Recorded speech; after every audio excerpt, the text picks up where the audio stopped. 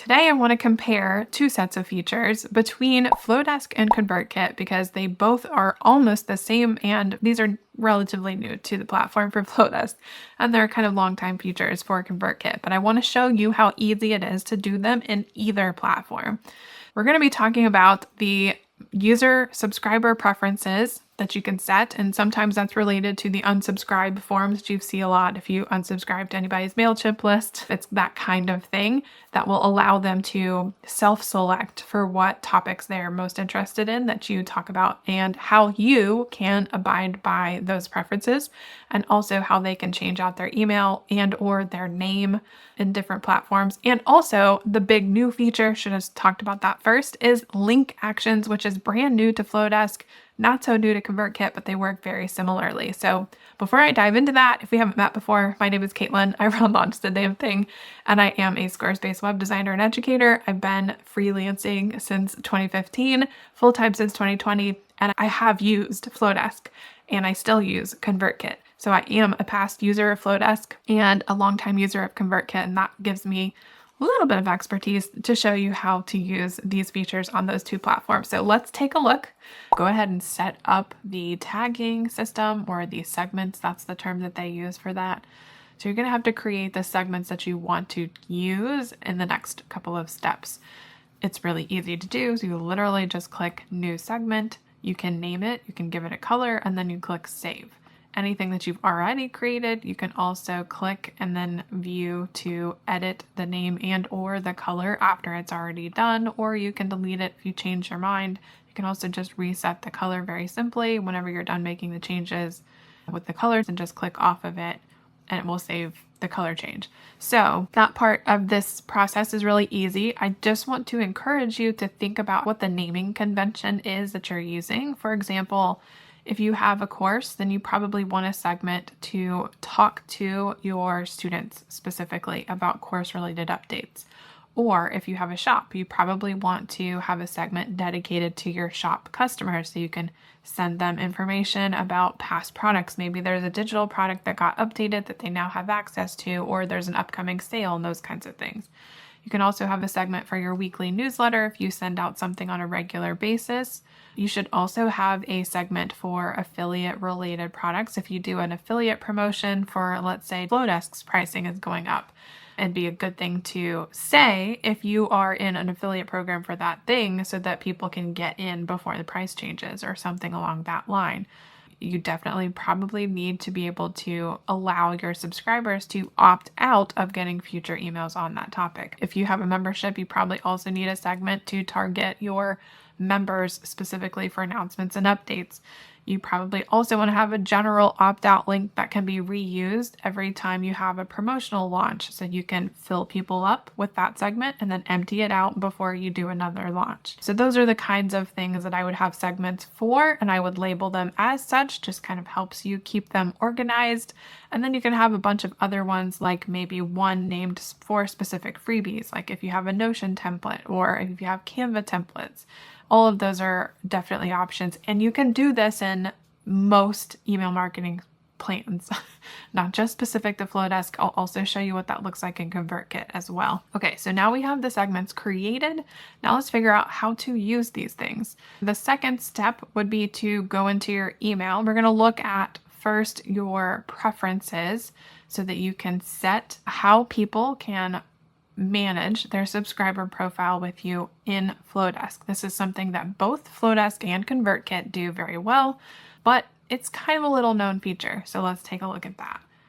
If you go under email and you open up a draft here, if you click on the block you want to get settings for, then you come over here to the right hand side under message. You do have to click specifically on that. You can pick the tone of voice that it uses.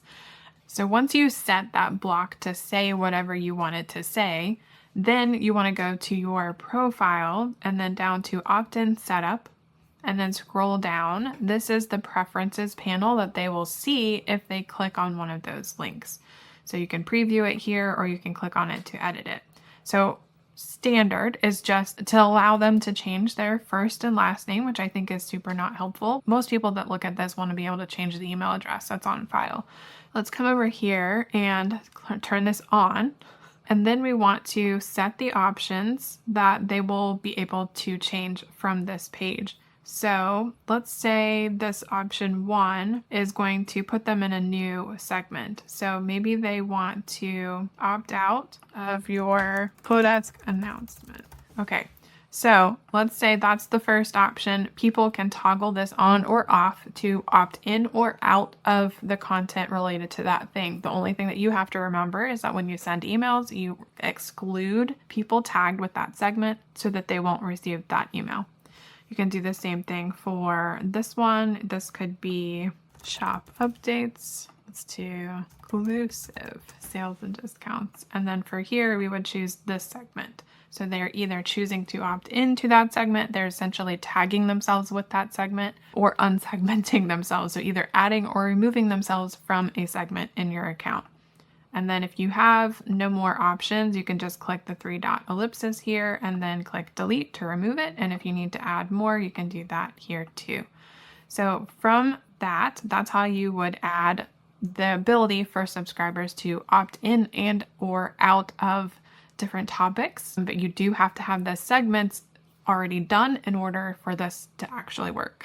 So one thing that I do like about ConvertKit's option here is that you can change the email address as well. And it looks like with Flodesk, you don't have that option. They would have to contact you individually and you would have to manually change it for them. But they only have the option to reset their first and last name.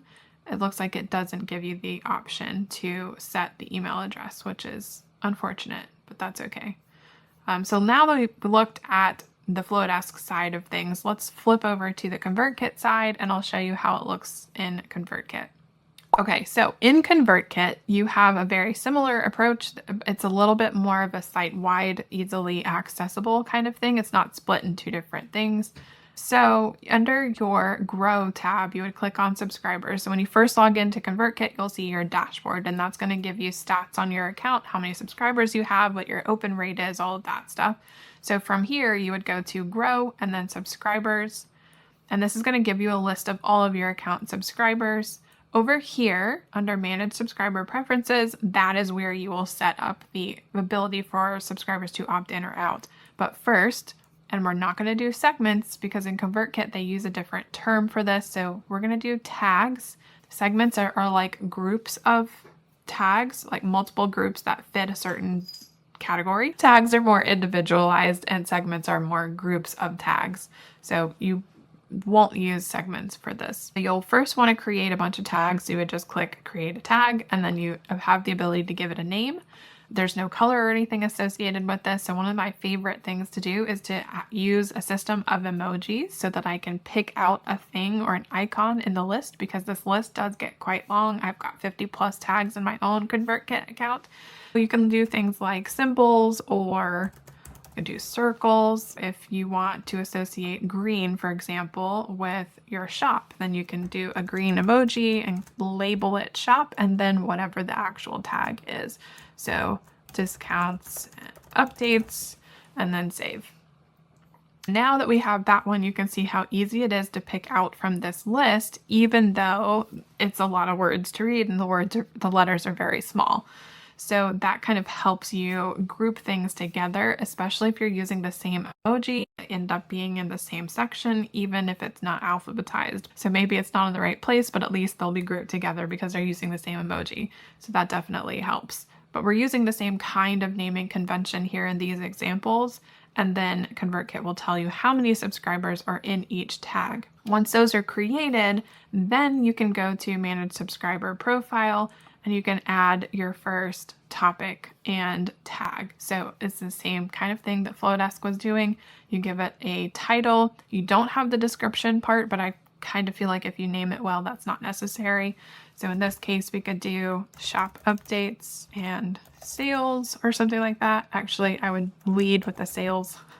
Exclusive sales and discounts. Then you label that one with the correct tag, and then you could go down and do course updates. And then here you would probably want to do this specifically for students. Then you could do member updates and let people kind of tag themselves. self-select for what they want to see in their inbox. Weekly newsletter. There we go. So now we have a few options. There's a couple more little steps that you can take that I highly encourage you to do.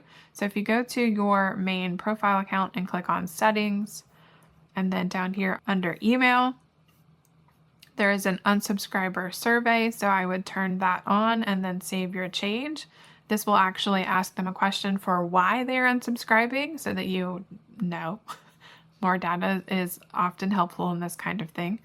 So I just sent a test of that email to myself and realized that the test email preferences links don't really work like the real email. So I just went ahead and sent it to myself, added myself as a subscriber.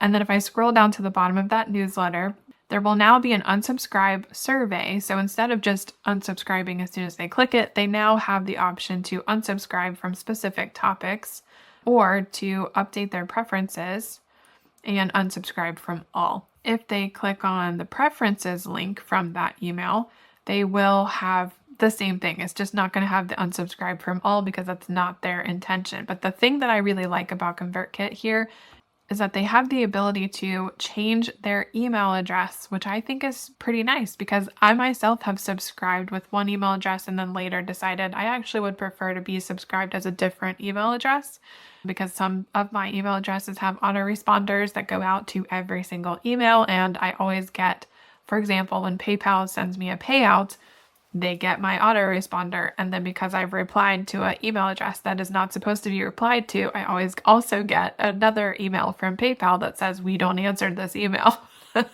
So I would love to be able to change the email address in situations like that with other service-based businesses so that they're not getting my autoresponder when they send out emails to me. So that kind of thing I think is pretty nice. And then same with Flodesk, they're able to check the topics that they're most interested in and then update their profile. So what if I don't want to see course updates anymore, or maybe I'm not a member anymore and I don't want continued member updates? Then I would click that and then click update profile. And now ConvertKit has untagged me from the member updates tag, which is really nice. The other thing that has been released recently that has always been a point of contention that I've had with Flodesk and now is no longer an issue is link actions. This is something that has existed in ConvertKit for all the time, for most of the time that I've known about the software at any rate.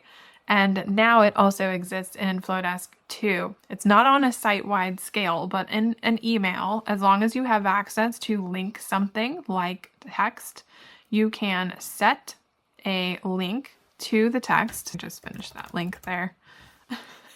So we're going to link those two words, that phrase, to my website. And then here we can set an action. So what happens automatically when someone clicks on that link? This is how people are allowing subscribers to remove themselves from launch promotional emails at the beginning of a launch period. So for example, when I send out a series of emails for a promotional thing that's happening over a long time, after the first email, I will always allow people to opt out of the rest if that's not a topic they're interested in. The only way that can happen automatically is if we use something like this. So in Flodesk, what you would want to do is set the action to add that person who clicks on that link to a segment that will allow them to opt out. So for example, if this was an affiliate promo, then you could assign them to the affiliate opt-out segment or a general opt-out segment and then save the change. You can also add an additional action. So if for some reason this was tied to more actions later, for example, if you need to add them to this segment and also send them an additional email to follow up about a thing, you can do that this way. So add action, add to workflow, and then the workflow could send them an automated email. For now, we're just going to do something really simple. We're going to save that change. And then when we send that email, whoever clicks on Entrepreneur Suck will be opening my website address, but they'll also be removing themselves from the future launch emails in this series. So I know that would probably make a little more sense if the thing actually linked said, click here to opt out. You've seen, and this is one of those things, if you've already taken this thing and you don't want to hear more about it, click here and you'll be opted out. So let's look at that one as an example too. This one links to my website, and we can set that tag to opt out. So if they do click here to opt out, it will actually opt them out. Now, what you do with this, because just that by itself is not going to do anything, when you get done with your email and you decide who you're sending this to, you want to make sure that you include all subscribers except for the particular segment that you told people they could add themselves to that would remove them from future emails. So it won't work when they've already received that email, but for future emails that come after that one, you want to make sure that you're excluding anyone that's in that segment. The same thing applies in ConvertKit. So let's flip over to ConvertKit and look at that. From here, let's say, and it looks very similar, you can set a link trigger or a tag based on whatever they're actually clicking on. So in this case, if I wanted to send them to a preferences page, which you can create in your own website that says, thanks, I'll keep that in mind. So let's just pretend that that's the link, and we'll give it the full address. And then instead of choosing a link trigger, well, that'll work. So we could do a regular promotional opt-out, or we could choose the affiliate sales opt-out. And let's pretend this is an affiliate sales promotional email. So we're going to let them opt out of future emails. This will allow them to kind of self-select for excluding themselves from future emails on this topic. If we save, now when anybody clicks that button, they will be tagged with the opt-out. Let's look at, if you're on a paid plan with ConvertKit, this can be very, very easy with something called rules, which Flodesk doesn't have. But see how I just created that in the broadcast, and suddenly there's a rule for this. So if we click on that rule and open it up, it looks at any time a user clicks on this thank you page that may or may not exist and the destination URL. So we can actually rename it preferences. Let's do email preferences, and let's pretend. Then we can set the tag to be sales opt-out or affiliate opt-out, whatever, and then we can save that rule.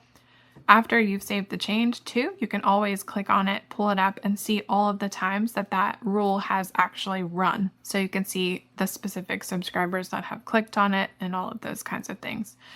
That, to me, is something that's very handy, because once you've created it here, you can reuse it throughout the rest of your account in other broadcasts, in other sequences, which is like Flodesk's workflows. In sequences, for example, you can do a new sequence. Let's use this one. In your settings, there is the ability to exclude this tag from the sequence. So for example, if you were setting up sequences to manage the emails in a launch, automatically by excluding this, anytime someone clicks it, and anytime, let's say you're sending 15 emails in this launch series, anytime in the 15 emails they've clicked that link that we just set the rule for, it will tag them as affiliate sales opt-out.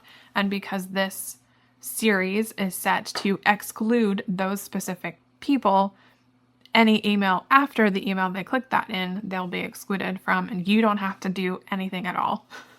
So I do think ConvertKit handles this a little bit better. There's not, to my knowledge, a way in Flodesk yet, I'm sure they're working on it, to have this sort of overarching automation that basically says anytime this happens anywhere in the account, then this will trigger XYZ or whatever to happen afterwards.